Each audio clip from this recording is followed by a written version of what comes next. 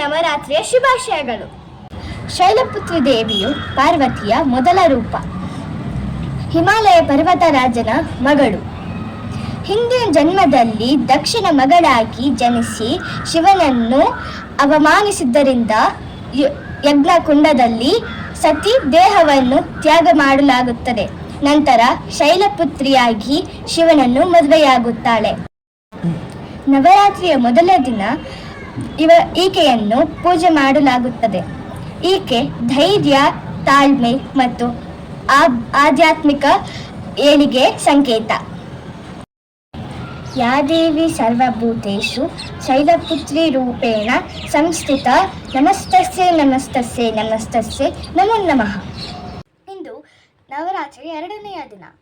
ದೇವಿ ಬ್ರಹ್ಮಚಾರಿಯನ್ನು ಪೂಜಿಸಲಾಗುತ್ತದೆ. ಪಾರ್ವತಿ ದೇವಿಯು ಶಿವನನ್ನು ಪತಿಯಾಗಿ ಪಡೆಯಲು ಮಾಡಿದ ಕಠಿಣ ತಪಸ್ಸಿನ ಕಥೆ. ಸಾವಿರಾರು ವರ್ಷಗಳ ಕಾಲ ಪಾರ್ವತಿ ದೇವಿಯು ಹಣ್ಣು, ಹಂಪಲು ಹಾಗೂ ಬಿಲ್ವಪತ್ರೆ ಎಲೆಗಳನ್ನು ಸೇವಿಸುತ್ತಿದ್ದಳು. ಆಹಾರವನ್ನೇ ತ್ಯಜಿಸಿದಳು. ಈ ತಪಸ್ಸಿನ ಮೂಲಕ ದೇವಿ ಬ್ರಹ್ಮಚಾರಿಣಿ ಹಾಗೂ ಅಪರ್ಣ ಎಂಬ ಹೆಸರು ಬಂದಿತ್ತು. ಎಲ್ಲ ದೇವತೆಗಳ ಶಕ್ತಿ ಸಂಯೋಗದಿಂದ ದೇವಿಯು ದಿವ್ಯ ಚೈತನ್ಯ ರೂಪದಲ್ಲಿ ಪ್ರಕಟವಾಗಿದ್ದರು. ಯಾ ದೇವಿ ಸರ್ವಭೂತೇಷು ಬ್ರಹ್ಮಚಾರಿಣಿ ರೂಪೇಣ ಸಂಸ್ಥಿತ ನಮಸ್ತಸ್ಯೆ ನಮಸ್ತಸ್ಯೆ ನಮಸ್ತಸ್ಯೆ ನಮೋ ನಮಃ. ಇಂದು ನವರಾತ್ರಿ ಮೂರನೆಯ ದಿನ. ಮಾ ಚಂದ್ರಘಂಟವನ್ನು ಪೂಜಿಸುತ್ತಾರೆ. ಮಾ ದೇವಿಯ ಹಣೆಯ ಮೇಲೆ ಅರ್ಧಚಂದ್ರ ಹಾಗೂ ಗಂಟೆಯನ್ನು ಹೊಂದಿರುತ್ತಾರೆ. ಪಾರ್ವತಿಯು ಶಿವನನ್ನು ಮದುವೆಯಾಗುವ ಸಮಯದಲ್ಲಿ ಶಿವನು ತನ್ನ ಗಣಗಳೊಂದಿಗೆ ಭಯಂಕರ ರೂಪದಲ್ಲಿ ಬಂದರು. ಪಾರ್ವತಿ ಅದನ್ನು ಕಂಡು ಮೂರ್ಛೆ ಹೋದರು. ದೇವಿಯು ಮಾ ಚಂದ್ರಘಂಟವಾಗಿ ಪ್ರತ್ಯಕ್ಷಳಾಗುತ್ತಾಳೆ. ಶಿವನನ್ನು ಸೌಮ್ಯ ರೂಪದಲ್ಲಿ ತಾಳುವಂತೆ ಪ್ರಾರ್ಥನೆ ಮಾಡುತ್ತಾಳೆ. ಶಿವನು ಅವಳ ಪ್ರಾರ್ಥನೆಯಂತೆ ಸುಂದರ ವಧುವರನಂತೆ ಬದಲಾಗುತ್ತಾನೆ. ಧೈರ್ಯ, ಶೌರ್ಯ ಹಾಗೂ ಪ್ರಗತಿಯ ಸಂಕೇತವಾಗಿದೆ.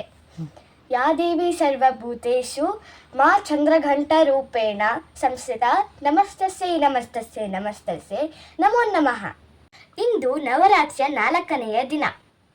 ಕೂಷ್ಮಾಂಡ ದೇವಿಯನ್ನು ಪೂಜಿಸುತ್ತಾರೆ.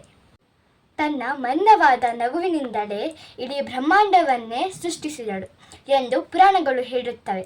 ಈಕೆಯನ್ನು ಆದಿಶಕ್ತಿ ಹಾಗೂ ಆದಿಸ್ವರೂಪಿಣಿ ಎಂದು ಕರೆಯುತ್ತಾರೆ. ಕೂಷ್ಮಾಂಡ ದೇವಿಯು 8 ಕೈಗಳನ್ನು ಹೊಂದಿದ್ದಾಳೆ. ಈ ಕೈಯಲ್ಲಿ ಕಮಲ, ಬಿಲ್ಲು ಬಾಣ, ಚಕ್ರ, ಗದೆ, ಜಪಮಾಲೆ, ಕಮಂಡಲ ಹಾಗೂ ಒಂದು ಕೈಯಲ್ಲಿ ಒಂದು ಮಡಕೆಯ ಅಮೃತ. ಈಕೆಯನ್ನು ಪೂಜೆ ಮಾಡುವುದರಿಂದ ಶಕ್ತಿ, ಆರೋಗ್ಯ ಮತ್ತು ಸಮೃದ್ಧಿ ಹೆಚ್ಚಾಗುತ್ತದೆ. ಓಂ ಕೂಷ್ಮಾಂಡಾಯ ನಮಃ. ಯಾ ದೇವಿ ಸರ್ವಭೂತೇಷು ಮಾ ಕೂಷ್ಮಾಂಡ ರೂಪೇಣ ಸಂಸ್ಥಿತ ನಮಸ್ತಸ್ಯೆ ನಮಸ್ತಸ್ಯೆ ನಮಸ್ತಸ್ಯೆ ನಮೋ ನಮಃ. ಇಂದು ನವರಾತ್ರಿ 5ನೆಯ ದಿನ. ದೇವಿ ಸ್ಕಂದಮಾತೆಯನ್ನು ಪೂಜಿಸಲಾಗುತ್ತದೆ. ಪುರಾಣದ ಪ್ರಕಾರ ತಾರಕಾಸುರ ಎಂಬ ರಾಕ್ಷಸನು ಶಿವನ ಮಗನಿಂದಲೇ ತನ್ನ ಮರಣವಾಗಲಿ ಎಂದು ಬ್ರಹ್ಮನಲ್ಲಿ ವರವನ್ನು ಕೇಳಿಕೊಂಡನು. ತಾರಕಾಸುರನು ಲೋಕದ ಜನರೆಲ್ಲರಿಗೂ ತೊಂದರೆ ಕೊಡುತ್ತಿದ್ದನು. ಲೋಕದ ಜನರೆಲ್ಲ ಸೇರಿ ಪಾರ್ವತಿ ಹಾಗೂ ಶಿವನ ಮದುವೆಯಾಗಲು ಪ್ರಾರ್ಥಿಸಿದರು. ನಂತರ ಶಿವ ಹಾಗೂ ಪಾರ್ವತಿಯ ಮದುವೆಯಾಯಿತು. ಅವರಿಗೆ ಸ್ಕಂದ ಎಂಬ ಮಗು ಜನಿಸಿತು. ಆ ಮಗುವೇ ಸ್ಕಂದ ಅಥವಾ ಕಾರ್ತಿಕೇಯ. ಕಾರ್ತಿಕೇಯ ಬೆಳೆದ ನಂತರ ತಾರಕಾಸುರನನ್ನು ಸಂಹರಿಸಿ ಲೋಕವನ್ನೇ ರಕ್ಷಿಸಿದನು. ಈ ಘಟನೆಗಾಗಿ ಪಾರ್ವತಿ ದೇವಿಯು ಸ್ಕಂದನ ತಾಯಿಯಾಗಿ ಅವತರಿಸಿದಳು. ಓಂ ಸ್ಕಂದಮಾತಾಯ ನಮಃ. ಯಾ ದೇವಿ ಸರ್ವಭೂತೇಷು ಸ್ಕಂದಮಾತಾ ರೂಪೇಣ ಸಂಸ್ಥಿತ ನಮಸ್ತಸ್ಯೆ ನಮಸ್ತಸ್ಯೆ ನಮಸ್ತಸ್ಯೆ ನಮೋ ನಮಃ. ಇಂದು ನವರಾತ್ರಿ 6ನೆಯ ದಿನ. ಕಾತ್ಯಾಯನಿ ದೇವಿಯನ್ನು ಪೂಜಿಸಲಾಗುತ್ತದೆ. ಪೌರಾಣಿಕ ಕಥೆಗಳ ಪ್ರಕಾರ ಕಾತ್ಯಾಯನಿ ಮಹರ್ಷಿಗಳು ತಪಸ್ಸು ಮಾಡಿ ದೇವಿಯನ್ನು ತನ್ನ ಮನೆಯ ಮಗಳಾಗಿ ಜನಿಸಲಿ ಎಂದು ಸಂಕಲ್ಪ ಕೈಗೊಂಡರು. ಅವರ ನಿಶ್ಚಯ ಫಲವಾಗಿ ದೇವಿಯು ಅವರ ಮನೆಯಲ್ಲಿ ಮಗಳಾಗಿ ಜನಿಸಿದಳು. ನಂತರ ಮಹಿಷಾಸುರನೆಂಬ ರಾಕ್ಷಸನನ್ನು ಸಂಹಾರ ಮಾಡಿದಳು. ಈಕೆಗೆ ಗೌರಿ, ಈಶ್ವರಿ, ಹೈಮವತಿ ಎಂದು ಕರೆಯುತ್ತಾರೆ. ದೇವಿ ಕಾತ್ಯಾಯನಿಯು ಪಾರ್ವತಿಯ ಸಾಕ್ಷಾತ್ ಅವತಾರವಾಗಿದ್ದು ಕೈಯಲ್ಲಿ ಕಮಲ ಹಾಗೂ ಖಡ್ಗವನ್ನು ಹಿಡಿದಿದ್ದಾರೆ. ಓಂ ಕಾತ್ಯಾಯನೇ ನಮಃ. ಯಾ ದೇವಿ ಸರ್ವಭೂತೇಷು ಕಾತ್ಯಾಯನಿಯ ರೂಪೇಣ ಸಂಸ್ಥಿತ ನಮಸ್ತಸ್ಸೇ ನಮಸ್ತಸ್ಸೇ ನಮಸ್ತಸ್ಸೇ ನಮೋ ನಮಃ. ಇಂದು ನವರಾತ್ರಿ 7ನೆಯ ದಿನ. ಕಾಳರಾತ್ರಿಯನ್ನು ಎಂದು ಕರೆಯುತ್ತಾರೆ. ಕಾಳರಾತ್ರಿ ದೇವಿಯು ಬಹಳ ಶಕ್ತಿಶಾಲಿ ಹಾಗೂ ಭಯಂಕರ ರೂಪದಲ್ಲಿ ಇರುತ್ತಾರೆ. ಇವರ ಬಣ್ಣ ಕಪ್ಪು. ಇವರ ಕಣ್ಣು ಬೆಂಕಿಯಂತೆ ಹೊಳೆಯುತ್ತವೆ. ಒಮ್ಮೆ ರಕ್ತಬೀಜಾಸುರನೆಂಬ ರಾಕ್ಷಸನು ಶುಂಭ ನಿಶುಂಭ ಜೊತೆ ಸೇರಿ ದೇವತೆಗಳ ಜೊತೆ ಯುದ್ಧ ಮಾಡಿ ಸೋಲಿಸಿದನು. ರಕ್ತಬೀಜಾಸುರನೆಂಬ ರಾಕ್ಷಸನಿಗೆ ಒಂದು ವರವಿತ್ತು. ಅದೇನೆಂದರೆ ಅವನ ರಕ್ತದ ಒಂದು ಹನಿ ನೆಲದ ಮೇಲೆ ಬಿದ್ದರೆ ಅವನ ತದ್ರೂಪ ಸೃಷ್ಟಿಸಲಾಗುತ್ತಿತ್ತು. ಆ ಕಾರಣ ದೇವತೆಗಳು ಸೋತರು. ದೇವತೆಗಳ ಅಧಿಪತಿ ಇಂದ್ರನು ಶಿವ ಹಾಗೂ ಪಾರ್ವತಿಯಲ್ಲಿ ಸಹಾಯ ಕೇಳಿದನು. ದುರ್ಗಾದೇವಿಯು ಕಾಳರಾತ್ರಿ ರೂಪವನ್ನು ತಾಳಿ ಯುದ್ಧಕ್ಕೆ ನಿಂತಳು. ರಕ್ತಬೀಜಾಸುರನನ್ನು ಸಂಹರಿಸಿ ಅವನ ರಕ್ತವನ್ನು ಕುಡಿದಳು. ಇಂದು ನವರಾತ್ರಿಯ 8ನೆಯ ದಿನ. ದೇವಿ ಮಹಾಗೌರಿಯನ್ನು ಪೂಜಿಸಲಾಗುತ್ತದೆ. ದುರ್ಗಾದೇವಿಯ ಶುದ್ಧ ಹಾಗೂ ಸುಂದರ ರೂಪ. ಅವಳ ಮೈ ಬಣ್ಣ ಬಿಳಿ. ಅವಳು ಬಿಳಿ ಎತ್ತಿನ ಮೇಲೆ ಕುಳಿತು ತ್ರಿಶೂಲ ಹಾಗೂ ಡಮರು ಹಿಡಿದಿದ್ದಾಳೆ. ಪುರಾಣಗಳ ಪ್ರಕಾರ ದೇವಿಯು ಶಿವನನ್ನು ಪತಿಯಾಗಿ ಪಡೆಯಲು ಕಠಿಣ ತಪಸ್ಸನ್ನು ಮಾಡಿದಳು. ಬಿಸಿಲು ಧೂಳಿನಿಂದ ಅವಳ ಮೈ ಕಪ್ಪಾಗಿತ್ತು.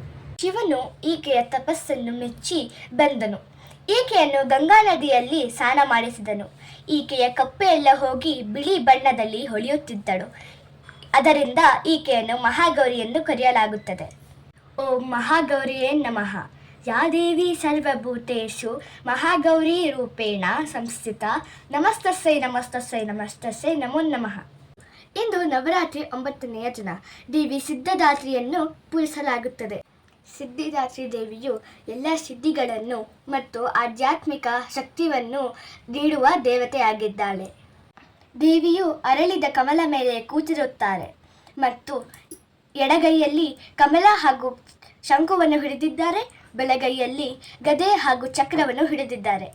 ಸಿದ್ಧಿದಾತ್ರಿಯ ಅರ್ಥವೇನೆಂದರೆ ಸಿದ್ಧಿ ಎಂದರೆ ಪರಿಪೂರ್ಣತೆ ಹಾಗೂ ದಾತ್ರಿ ಎಂದರೆ ಕೊಡುವವಳು. ಆದ್ದರಿಂದ ಭಕ್ತರಿಗೆ ಎಲ್ಲ ಸಿದ್ಧಿಗಳನ್ನು ಕೊಡುತ್ತಿದ್ದಳು.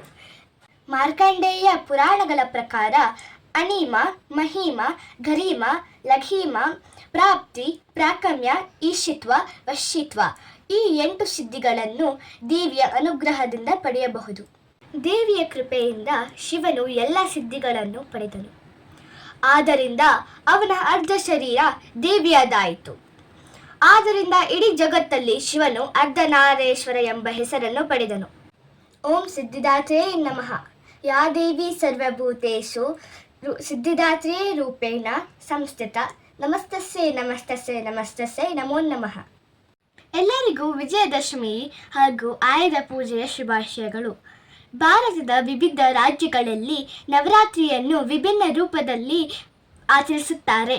ಪಶ್ಚಿಮ ಬಂಗಾಳ, ಒಡಿಸ್ಸಿ ಹಾಗೂ ಬಿಹಾರಿನಲ್ಲಿ ದುರ್ಗಾ ಪೂಜೆಯನ್ನು ಪೂಜಿಸಲಾಗುತ್ತದೆ. ತಮಿಳುನಾಡಿನಲ್ಲಿ ಗೋಲು ಅಥವಾ ಗೊಂಬೆಗಳನ್ನು ಇಟ್ಟು ಆಚರಿಸುತ್ತಾರೆ. ಉತ್ತರ ಪ್ರದೇಶದಲ್ಲಿ ರಾಮನ ಕಥೆಗಳು ಹಾಗೂ ನಾಟಕಗಳನ್ನು ಆಚರಿಸುತ್ತಾರೆ. ಗುಜರಾತಿನಲ್ಲಿ ದಾಂಡಿಯಾ ಹಾಗೂ ಗರ್ಭವನ್ನು ನೃತ್ಯ ಮೂಲಕ ಆಚರಿಸುತ್ತಾರೆ.